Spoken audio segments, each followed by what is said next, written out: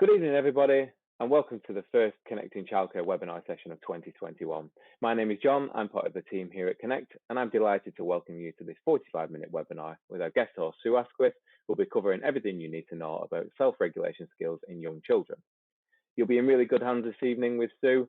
She's an early childhood consultant with a vast amount of experience starting from 1998, and she's actually written a book, Self-Regulation Skills in Young Children. You can find that on Amazon if you want.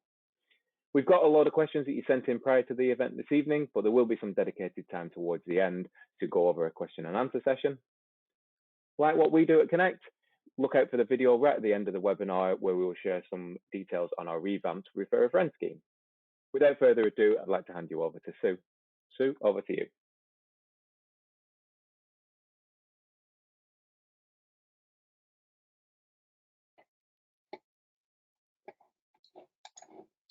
Good evening, everybody. Thank you for joining us this evening.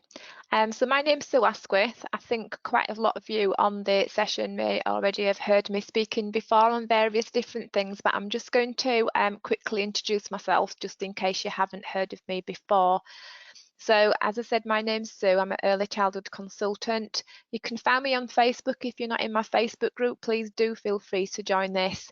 If you want to have a look for me on Facebook, you can find, if you look here, you can find me on Facebook, so you can just look at Sue Asquith, Early Childhood Consultant. There's a closed Facebook group, please do feel free to join me there. And brand new website, which I'm really chuffed to be able to announce because it's only a couple of days old and it's quite exciting. As John said, my self-regulation book in young children is available on Amazon and various different places, so if you are interested in any of that, then please do get in touch.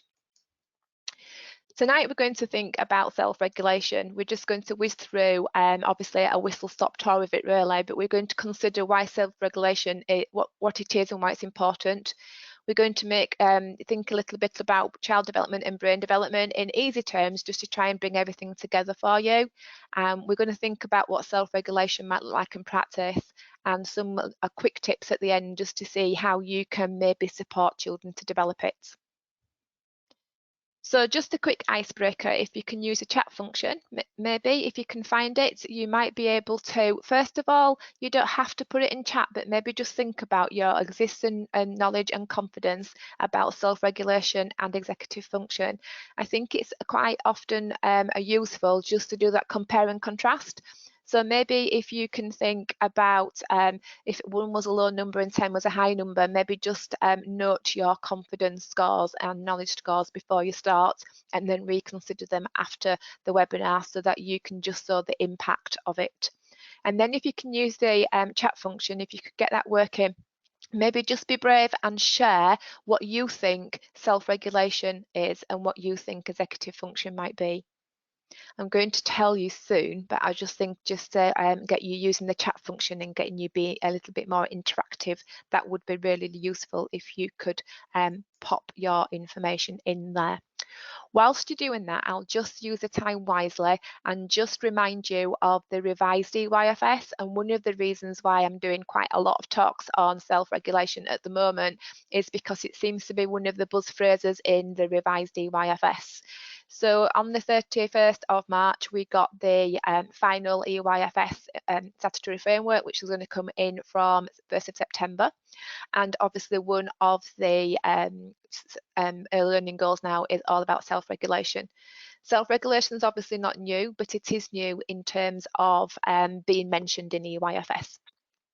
We got the Development Matters booklet, which is a non-statutory guidance document back in September 2020, and hopefully this DFE are going to provide hopefully some early learning goal support materials for that to help us with that as well.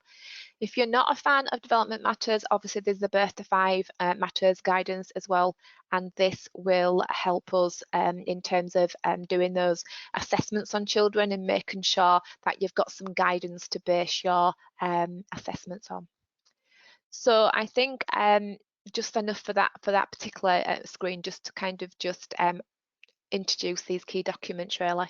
The key messages are that development matters and early learning goals should not guide our curriculums, but obviously you need to have your knowledge in terms of your workforce knowledge, and if you've got staff, making sure that their knowledge is up to date, and any professional development that you might need to be able to inform your assessments if we're not using development matters or the Birth to 5 document as a kind of tick list, which in some situations we have been at the moment. We've been heavily guided by these documents and what might come next, and we're being guided away from doing that and using our professional judgment a whole lot more. So let's have a look to see what's happening in the chat function. Oh, lots of things are coming through in chat. Brilliant. Okay.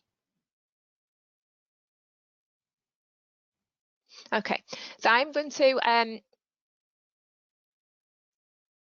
go into just introduce what self-regulation is. It's very complex, obviously. It's not something that we can possibly just squeeze everything into within 45 minutes or 30 minutes and questions and answers at the end. But in my book, I do describe this as the ability to understand and manage your own energy, your emotions, behaviours and attention in a socially acceptable way. So, for example, children might know that they have to behave in a certain way inside in your classroom, in your base rooms, in your nursery, in your home if you're a childminder. But yet, if we go outside into the park or into a playground or into the garden, they can behave in a different set of ways, because obviously they can run around a lot and be a lot more physical. So it's about that kind of socially acceptable way, learning in time that there might be one rule for inside and one rule for outside, for example. And then we need to think about self-regulation skills that help us understand our feelings and our emotions, manage and cope with disruptive environments, thinking about impulse control, and all this will provide a really solid foundation for resilience. I think we've all put lots of effort and lots of self-regulation to its full kind of testing over the last 12 months. If we remember about March time last year, when we got thrust into the national lockdown for the very first time, and everybody was panic buying and we're all going out to buy lots of rice and pasta, and you got to the shops and there was nothing left, was there, literally for a couple of months, until they managed to catch up with everybody that had been stockpiling. I think that was a little bit of self-regulation. It was more of your brain maybe going into fight and flight mode. We've not come across this before, let's all panic and let's go off and see if we can maybe get our shelves and cupboards stocked up forever. So I think that was a little bit of understanding this kind of emotions and feelings, and with nothing to go on in terms of how long it was going to last and what impact that would have as well. But hopefully the last 12 months has given us some resilience in terms of what might come and what how we could cope with it in subsequent lockdowns as well. So thinking about executive function, and again complex, but I would say quite simply, it helps us to get things done. So there's lots of things that are sometimes attributed to executive function. Sometimes you'll read about this kind of 8 things, 10 things, 14 things, up to 20 odd. Sometimes people talk about the skills that make up executive function. But just some of them, just to whiz through them this evening. Impulse control. So once I was watching, and we're doing observation in a setting, and this little boy was looking gazingly in front of him. This little girl had a nice headband on, really sparkly, lovely, and it obviously looked a nice colour, and I think it was a bit velvety and it had sparkles on it. And you could see he wasn't listening to the teacher, he was really gazing longingly at this headband. And then suddenly he whipped out, and he whipped it off her head, and then she was looking at it and feeling it, and she obviously wasn't impressed and turned around and grabbed it back. But the impulse control of that little boy, he wanted, it wasn't yet there, he really wanted that, and he decided he was going to get it regardless. So we need to think about that impulse control, and obviously children are very impulsive, and obviously adults can be as well, so we just need to think about that and what it might look like. Focusing your attention, emotional and physical regulation. So that's been physical. Obviously, lots of children display their behaviour and communication physically before they've got the emotional literacy to be able to talk about it. But obviously then you can get really overwhelmed and they can really go into a massive meltdown quite quickly because they're completely dysregulated. So it's about building that emotional and physical regulation. Working memory. So it's kind of holding things in your head, accessing the things that you might have learned before. If adults were working out a sum in our heads, it's about keeping the sum in your heads and trying to work out what it is, and then all those little stages that you might have to go through, but you're holding things in your head as we go. Mental flexibility, so if something goes wrong, so maybe in terms of lockdowns and things like that, we've got the kind of mental capacity, hopefully as an adult, to think, well, okay, so I can't go out and do such and such at the moment, but actually I can replan and I can start to do something similar, but in this different way instead. Getting started, we can all procrastinate, can't we, as adults? We know that there's a massive deadline to get something in and we leave it to the last minute. But I find sometimes leaving it to the day before or 2 days before gives me a really big focus, and then I have to do it, and it really sometimes helps me. I don't leave it to the very last minute so it's late, but giving me like 3 months to do something, I'd certainly leave it to the last week possibly to get it done. And I think for me, that helps me to stop, to keep me focused. Planning, organising, problem solving, lots of things to talk about. I could go on for a long time about each one, but I am obviously very aware of this evening's time. So let's crack on and look at the self-regulation early learning goal that's in the statutory framework from the 1st of September. So self-regulation early learning goal comes under personal, social, emotional development. And it says by the end of reception class, hopefully, children should be able to show an understanding of their own feelings and those of others and begin to regulate their behaviour accordingly. Set and work towards simple goals, being able to wait for what they want and control their immediate impulses when appropriate. Give focused attention to what the teacher says, responding appropriately even when engaged in an activity, and show an ability to follow instructions involving several ideas or actions. There's quite a lot of quite complex skills there for such little children. And obviously with our summer borns, we've got to think about the ones that obviously are maybe on the back foot a little bit already in terms of not, they're just 4 when they start school. So actually they're not yet 5. And by the end of reception class, this is the benchmark that we're hoping that they'll achieve. And there's quite a lot of complex stuff happening there if you try and break it down. Also, if you think of the Development Matters document, we know it's non-statutory and you can choose to use it or not, but there are 7 key features of effective learning within the Development Matters document, the revised one, which might be useful for you if you're thinking about auditing your provision or you're thinking about how are we offered ready from September. Sometimes maybe using, this is number 6 we're talking about just now of 7, that you could maybe spend time having a look if you're a childminder at these, or in a staff meeting maybe doing one of these each week or each month or something on the way through, just to see where we are, to see whether we can spark some debate or maybe think about how knowledgeable staff are on certain things, start some discussions, start some CPD, book your training, whatever you need to do, so you are fully supporting staff. And when I say staff, if you're a childminder, I'm talking obviously yourself, as well as staff teams in group provision as well. So self-regulation executive function is number 6 out of the 7 key areas of effective learning, key features of effective learning. So we need to, it talks about executive function includes the child's ability to hold information in mind. So by the time they're in reception class, they might have had a carpet time maybe with the teacher. They've talked about the sound of the week or the number or whatever, and then the teachers ask them to go put a notice or a letter from home in their bag or in their book bag or in their tray, and then can they get their lunchbox if they're on sandwiches, and can they wash their hands, maybe go to the toilet first, wash their hands, grab this lunchbox, line up, and then go across to the dining room, the school hall for lunch. Well, there's quite a lot of complex instructions there, and then for these 4-5-year-olds, they've got to remember which order to do them in, not get distracted on the way through. So if they're going to put that letter in their tray, somebody else might have got their tray, or they might have seen somebody else's name that starts with a S for Sue that's similar to mine, and is it my tray or is it somebody else's?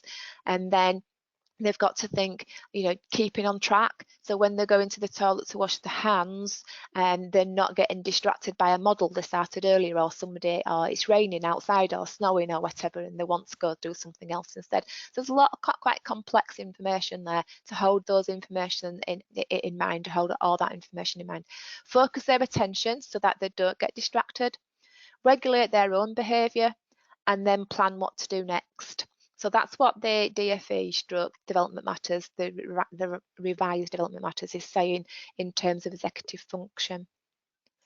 And then they're saying about these abilities, so the ones that are on the last slide, contribute to the child's growing ability to self-regulate, to focus their thinking, monitor what they're doing and adapt, regulate their strong feelings, be patient for what they want, and bounce back when things get difficult. And again, lots of quite complex stuff there, and obviously the world doesn't always go the way we want it to go, and there are things unplanned, such as the pandemic we've been in for the last 12 months. There are things that we don't have a plan for. We didn't really know what to expect and what to do. And then for the children, obviously, because they're small and they have even less experience of things like that than we do, then obviously we also need to think about how complex those things are for the children as well. It can be really, really upsetting if you can't get your own way, or your friend has knocked your model over, or something's happened, and it can be, quite a disruptive behaviour and quite a challenging moment for when you're just 4.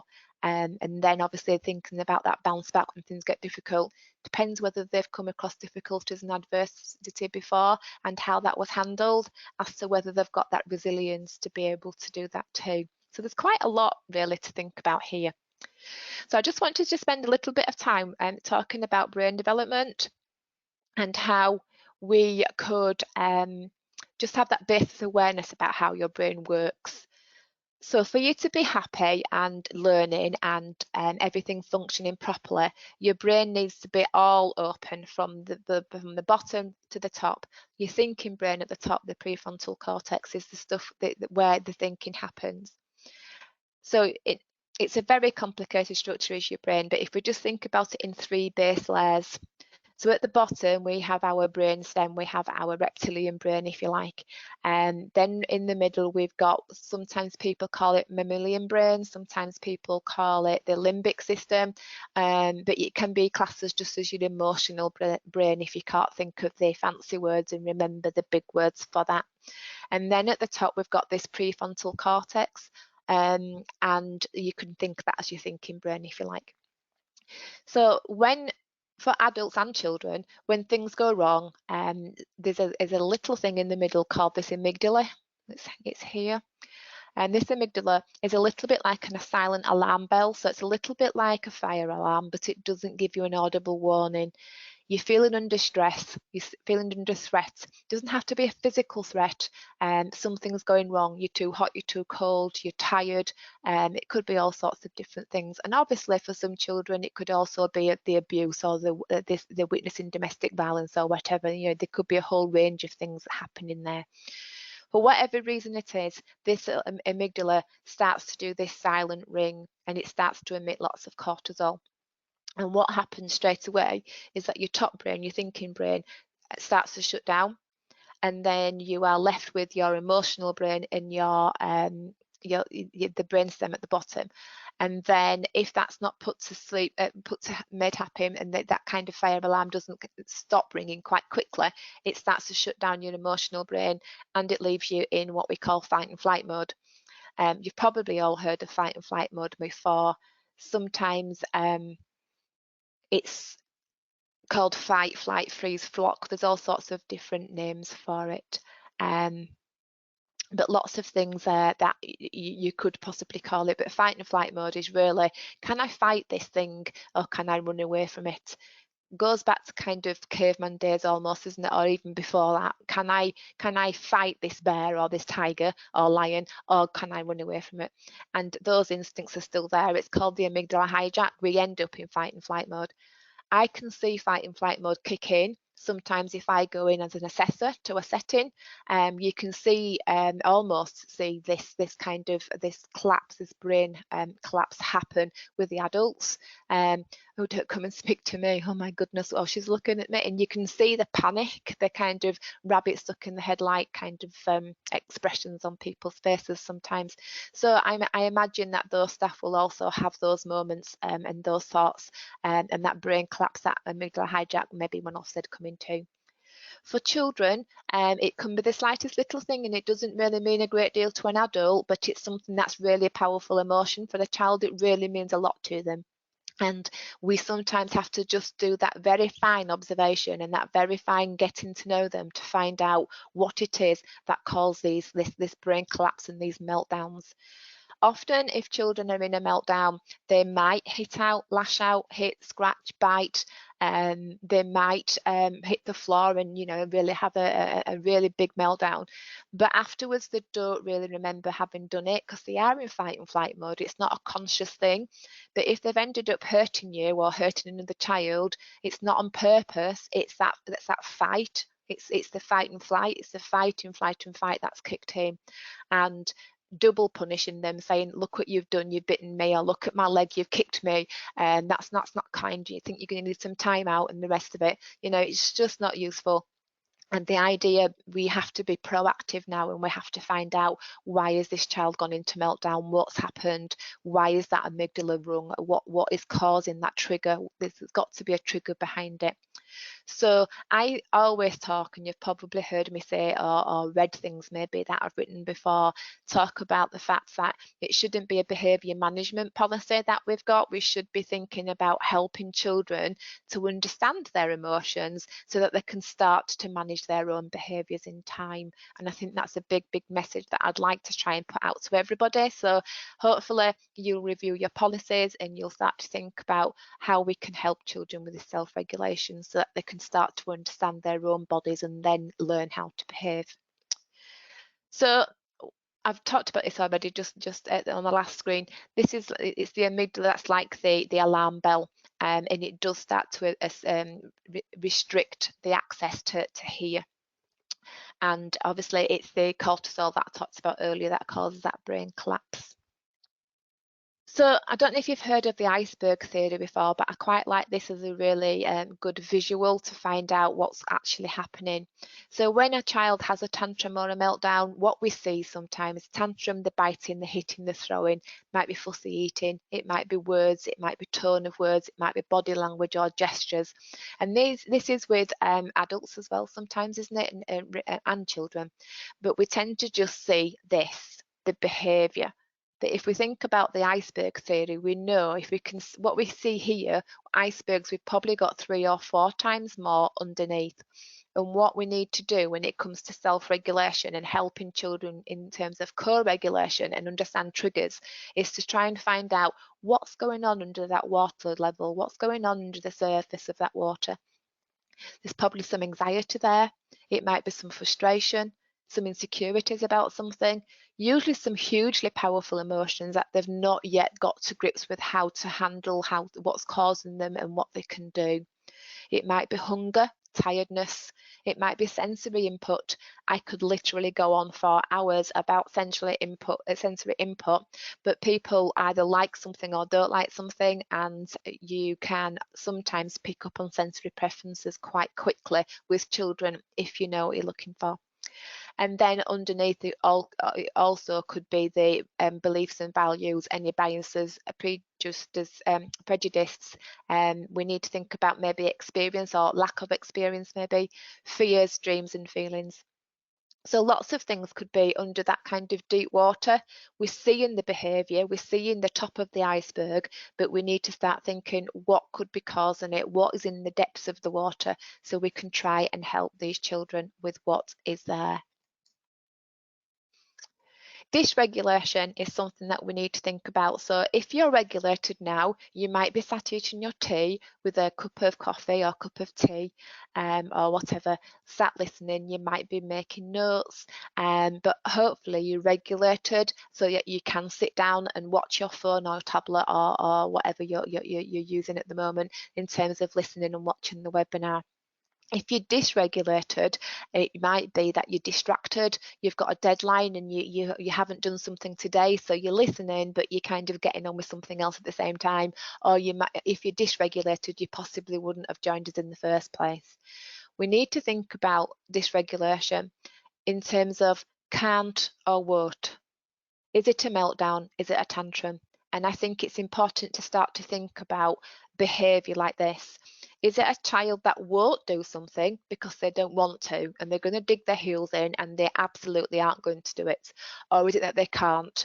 Is it a sensory need? Is it an anxiety need? What is it that's causing it? So, for example, I'm fairly pleased at the moment not to be having to get onto packed out trains and going onto the tube in London and things, because I'm a little bit claustrophobic. Well, quite a lot claustrophobic, if I'm honest.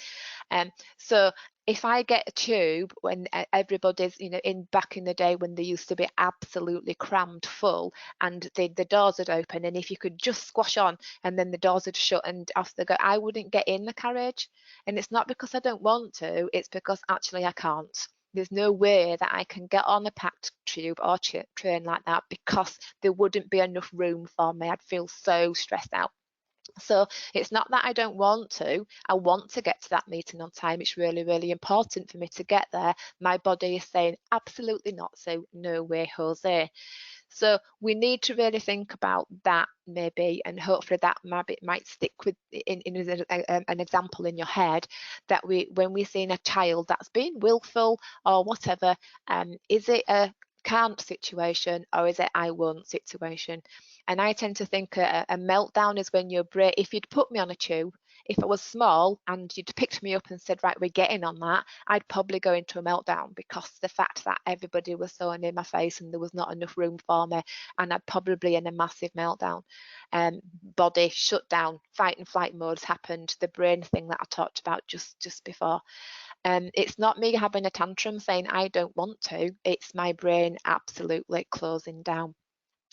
So I think it's worth just thinking sometimes when we see these behaviours in children or adults, what is it that's causing it? Is it a meltdown where the brain has collapsed, the amygdala hijacks happened and they're in fight and flight mode?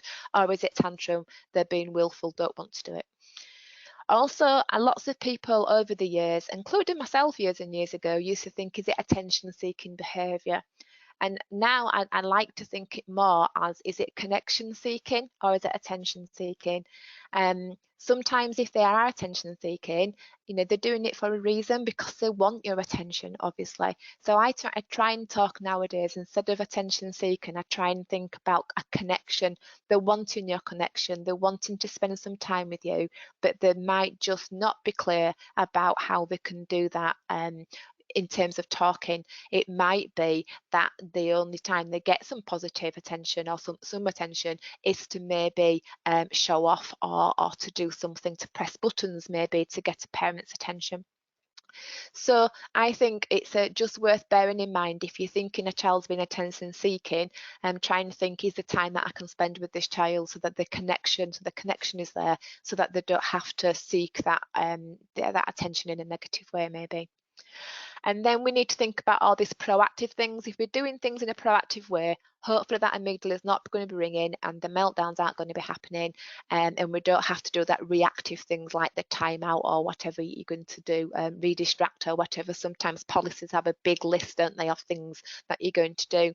If we can stop the amygdala hijack, if we can stop the meltdown, we can stop the tantrum, we can keep children's bodies regulated, then hopefully we can do things in a proactive way, so we're not having to be reactive when things go wrong. So like I said, behaviour management or self-regulation, and I would like to start this self-regulation revolution where we are a lot more mindful of what's going on, and instead of trying to manage children and what they're doing and controlling them in their behaviours, we're helping them to understand what's going on in their bodies, what's going on in their heads, and then hopefully we're helping them with some strategies once they've identified what it is the body's not happy with. If they can identify the dysregulation, what's happening, then hopefully we can provide them with strategies moving forward so they're not feeling like that. Okay, so I'm going to whiz through these next few slides because I want to leave time for some questions. Some questions I think are coming through. I'm going to try and whiz through them, but at the moment I'm obviously trying to get this information across to you, but I will have a look at some of these soon. So self-regulation, carpet time. I've chosen this photograph on purpose because we can see, I'm thinking that this is the teacher in front. I don't know these children. I'm thinking this is the teacher here who's trying to talk to do something with children, because most children, if you look, well, several of them are looking at this person here. However, we've also got the children who something else has caught their attention looking over here. This one's totally disengaged and is looking backwards. This one's just turning around to find out what's going on here. Just for example, those three children. Who's to say the rest of them are really, some of them look really engaged, don't they? Really, really engaged. Some of them don't. Is it because the communication and language, they can't understand what the teacher's saying? Is it because the teacher's talking to them and they're not really interested? Is it that impulse control thing? Because actually there's lots of things on the wall and they really want to take in what's going on all around them. I don't know. It's just a random photograph. I don't know. But it's worth just thinking when we're having these group times about self-regulation, because there's a whole lot of self-regulation needs to be involved in being able to sit still. Young children, really, the younger they are, they're not really programmed to sit still. They're programmed to move about, and it's only in time that we can build up some of those skills so that they might have some skills like that when they go to school. So self-regulation at carpet time involves physical development because they've got to sit still. They've got to sit balanced, they've got to have the core strength to sit up, they've got to have the bottom or the legs doing the same thing on both sides so they don't wobble over. Self-control, so that they can sit there without fiddling about, without messing about, without falling over, without looking round and everything. Managing stress, or any stressors, and stressors might be, I'm thirsty, it's time for snack, I'd rather be outside, whatever, and those kind of stressors might be starting in the heads already. Listening and attention, if they don't understand and they're not listening, or they don't understand what's going on, then they're not going to be listening in full to what the teacher's saying, and possibly missing some quite crucial learning depending on what's been going on. Managing distractions, keeping your brain and body balanced, lots of things there, and the smaller the children, obviously the more complex that is really as well, isn't it? All those skills are still forming. Like Bees Not Butterflies is a book. I've not read it for absolutely years, and I tried to find my copy a couple of weeks ago and I can't even find it. I think I've possibly lent it out to somebody, but it was really useful read. I used to think that children flittered around. Sometimes at the children's centres there was lots and lots of lovely things for children to do, but maybe too much. And I used to say they're a bit of a flitter. They used to go to different things but didn't spend a great deal of time playing or doing anything.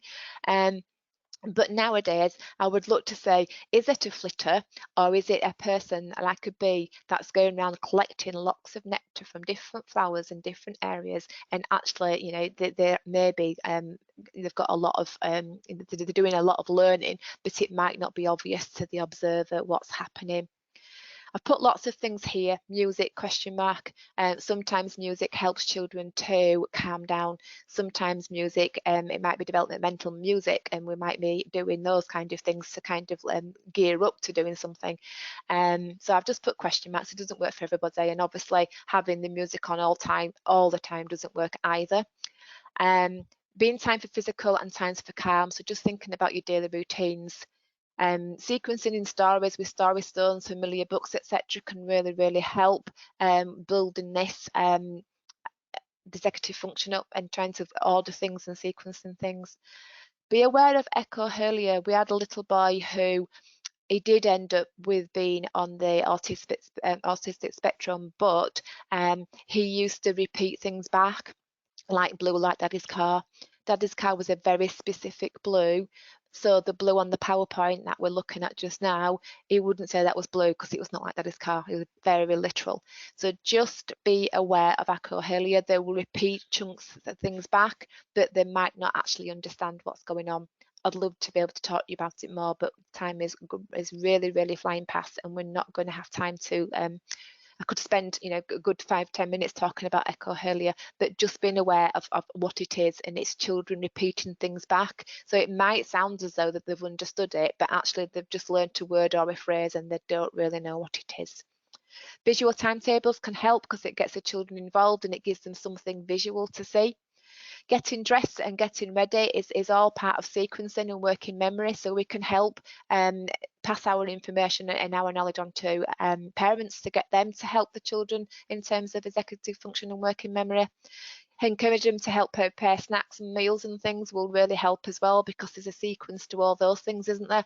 We need 2 pieces of bread to make a sandwich, and what do we need to do next? And all those things we can really break down. And it will help them in the future when they get to school, maybe into secondary school or even uni or college or whatever. It will help them to break. We've got this massive task to do, but I know how to break it down into chunks, and I know where I can start, what I need to do first, and what I need to do second, and the end point is here. Launch pads are quite useful sometimes. So I find if I've got to be out the next day with certain things, instead of remembering all those things the next day, I have a pile of things near the door, so that I don't have to really think about a great deal. And I know full well that if I leave myself a sandwich in the fridge, for example, that is the one thing that doesn't actually get to the destination with me because it's not on the launch pad to begin with. Limiting screen time, and also thinking about sleep, because all that is really obviously in terms of your basic needs need to be met as well. So just a quick screen to talk about Let's Go on an Adventure, and these are kind of fun things that we can do to maybe help children with self-regulation and build these planning and getting them involved. So magic carpet stories, who's going to decide where they want to go today, and what's the weather going to be like, and what do we need to take with us, etc. So the children, and then every time we tell the story, we've got to go back to, so we're going to Scarborough, how are we getting there? Okay, so we're going to Scarborough, we're going by car, and so you're helping them to kind of build up the recollection things, and obviously sequence and put in more different things on as well. There's all sorts of games you can do, isn't there? Grandma went to market or whatever, and lots of different things. Building dens, going on treasure hunts, Gruffalo bear hunts, things, they're all really good. Just one set of examples really about how we can start with self-regulation and executive function, and now we can obviously build it into play to help them build these skills, rather than it not be fun, because obviously we need everything to be fun in the early years and you want them to be involved. I thought I'd just finish and just talk about a sensory diet quite quickly. I've obviously put broccoli here. I'm not talking about a diet as in what you put in your mouth. I'm talking about the overall diet that your body would need. Depending on the children and the adults, some children and adults need more physical activity, some need less physical activity. Some of us would like, if we went on holiday, to just relax on the beach or near the pool, whereas some people would want to go rock climbing in an adventure holiday. So we just need to be aware. But for some children to be able to self-regulate, we need the right level of a sensory diet. Lots of children don't need a specific diet set by a trained professional, but some people do, and it depends on all the sensory input and what they need for their body to feel regulated. We haven't got time to go into a great deal more, I'm afraid, because I want to get some questions in. So if we just think about your post webinar experience now, I asked you at the beginning to think about the numbers, how confident and knowledgeable you are. Has that whistle stop tour of self-regulation helped you with that? Have you increased? Maybe think about 3 things that you've learned, or maybe you will do differently. Remember that Ofsted wanted to see impact of all your training, not just your certificate. So try and think all the time about, why did you want to come to listen tonight, the intent? what you're going to do in terms of implementation, and how you're going to show the impact.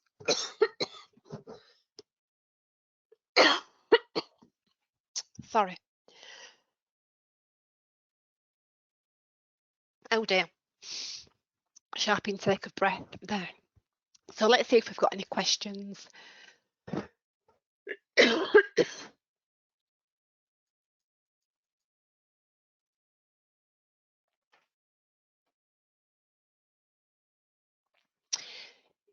Yeah, I think that is a really good thing to think about, that that attention seek and their connection. I think that is something that we need.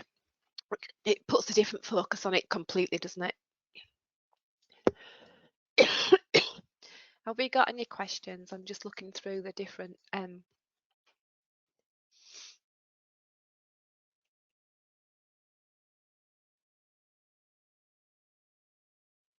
Okay, so I'm looking at the question about fight and flight and double punishment. A child that was a biter, we used the motion cards and brought the attention. Okay. Yeah, I think if something's gone totally wrong, and maybe in this child, when you're talking, that you think that maybe it was a communication need or a frustration, or they're maybe not understanding what's gone on, and so they've gone into fight and flight and they've bitten. When they come round from that and they've managed to regulate their body again, they probably don't remember biting. So it's a double punishment really, in the fact that they've been very frustrated in the first place and not really understood what was going on. They've totally lost control of the body to be able to go into fight and flight mode. And then when they come round, you're going, you need a bit of time out actually, because look at so-and-so's arm now, look at what you did. And really, you know, they really need us to kind of scaffold their behaviour, find out the missing link, the missing skill, and then help them with it. If they've torn a book, maybe because they're trying to turn a page, not because they want to tear it, they're turning a page in a book, and because of their physical development skills are not quite in line yet, they might have ripped a page, and then suddenly if they've got time out and it's not very kind, and look what you've done and all the rest of it, it's a double negative. You know, they're distraught, they're really upset that they've broken the book in the first place, and then they've had to go sit in time out or whatever you've done. That's a double punishment, and that's what I meant by double punishment.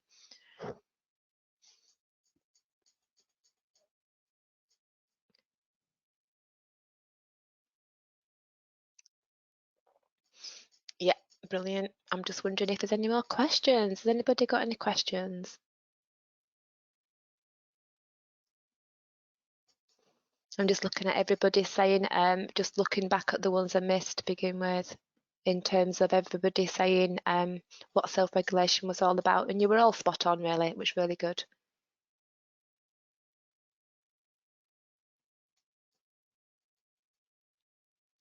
Brilliant. Caitlin, are you aware of any questions that anybody wants to ask? Yeah, so there's a couple come through. I've just popped them in the chat, but I'm not sure if you can see them actually. But I'll just read one out to you. So Neve has said, what about a child who reacts with swearing quite often? Okay, and that's, again, it depends on whether it's a fight and flight mode thing or whether it's attention seeking or connecting. They might have realised that actually swearing gets them attention or negative attention at home. We don't know what's going on at home. We don't know whether they are just replaying something that they might have heard or seen at home. So it would depend on the exact context really. We can try and replace the swear word with a more acceptable word. We can maybe speak to parents about what's going on at home. Do they swear at home? Is it a reaction? You know, is it the fight and flight and they're going into maybe fight, but they're actually doing it verbally rather than physically? Or is it I know if I say this word that, you know, everybody will swoop round me and I'll get lots of attention for doing that. So is it that they're needing that connection? And like somebody said earlier, it just puts a whole new spin on things, isn't it? If you think about connection seeking rather than attention seeking, and then you can show them maybe more acceptable ways to come and spend some time with you in a positive way maybe as well. Kaylee has said, our SETI does not have a physical space for specific calming and regulation areas, and as the children have free play, even outside could be noisy. Have you got any ideas what we could do to provide a safe space without stopping everyone's play to stay quiet? I think it's about not necessarily having a specific sensory area, but if a child is if it's or they are a sound avoider.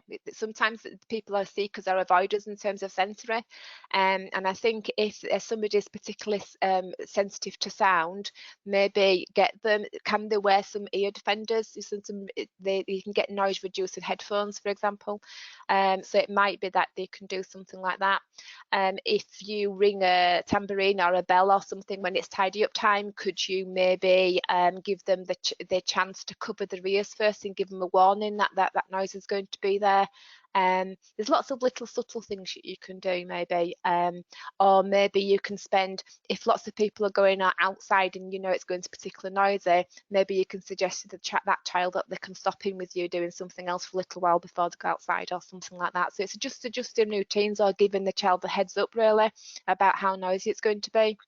And maybe if things get too noisy, if you can see the amygdala hijack happening and the kind of fight and flight coming in, you can go, that's hurting your ears, isn't it? Shall we go and do such and such? So you kind of you're verbalizing what you're seeing, and you're giving them some kind of alternative so that they know that they can go off and do something quieter somewhere else, maybe. Okay, I think we've got time for one more question, but there has been quite a lot come through, so I'll send them to you, Sue, after. But I'll also direct them to your Facebook group, because I know that you use that to answer quite a lot of questions as well.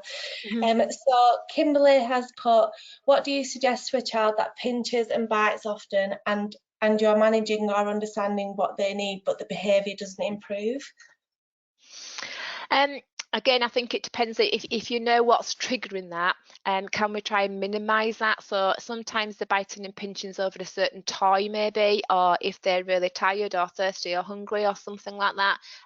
So it's about kind of trying to find if it's a pinch point during the daytime, maybe when the child is dysregulated, or if it's a certain toy or certain at a certain time of day or whatever. Trying to preempt it. And maybe help the child rather than wait until they have bitten or pinched or nipped or whatever. You're stepping in just before that happens and trying to find out what's going on. So if it's a toy, can you arrange to it's your turn soon, or I can see you really want to play with that toy. We'll ask also if you can have it soon, or you can have it next, or shall we go and see if we can find another one like that or whatever, so that before the pinch happens, you've stepped in.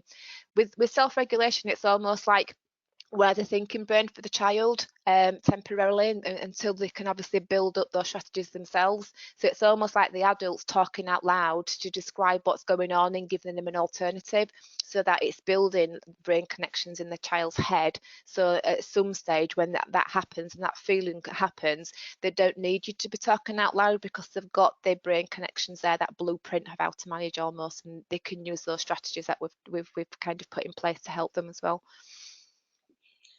That's brilliant. All right, well, thanks so much for your time today, Sue. It's been excellent. I think everybody's taken some amazing tips away today. So I'll close the session now, and everybody will receive a recording.